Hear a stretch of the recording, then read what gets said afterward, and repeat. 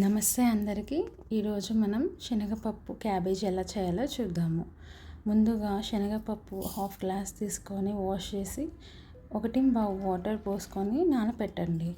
తర్వాత తురుముకున్న క్యాబేజీ కూడా తీసుకొని నానబెట్టిన శనగపప్పులో వేసుకోండి. అండ్ కూరకు సరిపడే అంత కాకుండా కొంచెం తక్కువ వేసుకోండి సాల్ట్. ఇప్పుడు ఇది 3 విజిల్స్ వచ్చే వరకు మూత పెట్టేయండి. 3 విజిల్స్ వచ్చాక తీసుకొని పప్పు 90% ఉడికితే చాలండి. మొత్తం టోటల్గా కుక్ అవ్వాల్సిన అవసరం లేదు. ఎందుకంటే మళ్ళీ ఇప్పుడు తాలింపులో వేసి కారం ధనియాల పొడి వేసి ఉడికిస్తాం కాబట్టి. ఇప్పుడు కడాయిలో ఆయిల్ తీసుకొని తాలింపు గింజలు వేసుకోండి. దీంట్లో శనగపప్పు అవసరం లేదండి, ఎందుకంటే ఆల్రెడీ శనగపప్పు కర్రీ కాబట్టి.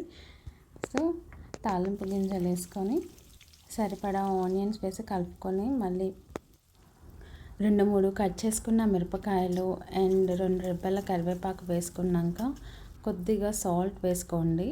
అండ్ కొంచెమే వేసుకోండి, ఆల్రెడీ దాంట్లో శనగపప్పు అండ్ క్యాబేజీలో వేసాం కాబట్టి. ఇప్పుడు ఒక 2 మినిట్స్ పాటు ఉడికించండి. తర్వాత ఒక 7-8 వెల్లుల్లిపాయ రెబ్బలు దంచి వేసుకోండి. కొద్దిగా పసుపు వేసుకొని అది మొత్తం త్వరగా మిక్స్ చేసుకున్నాక ఉడకబెట్టుకున్న శనగపప్పు అండ్ క్యాబేజీ వేసుకొని మొత్తం నీట్గా కలుపుకోండి. ఇప్పుడు కొద్దిగా కారం అండ్ ధనియాల పొడి వేసుకోండి. ఒకవేళ వాటర్ తక్కువ అయితే కొంచెం వాటర్ కూడా యాడ్ చేసుకోండి, ఎందుకంటే ఇప్పుడు ఉడకడానికి కొంచెం వాటర్ ఉంటేనే బెటర్. మరి దగ్గరకు కాకుండా కొంచెం వాటరీగా ఉండేటట్టు చూసుకోండి. అలా అయితేనే ఇంకొంచెం శనగపప్పు ఉడికే ఛాన్సెస్ బాగుంటుంది. క్యాబేజీ నచ్చని వాళ్ళకు కూడా ఇలా చేస్తే క్యాబేజీ ఉందని కూడా గుర్తుపట్టారు. ఒకసారి ట్రై చేయండి.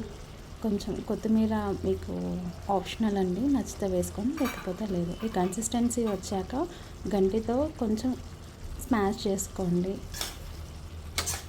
అంతే అండి. ఒకసారి మంచిగా తరువులు మిక్స్ చేసుకొని మూత పెట్టేసుకోండి.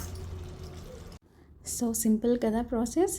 ఎలా ఉందో ట్రై చేసి కమెంట్ చేయండి. నచ్చితే subscribe and like. Thank you.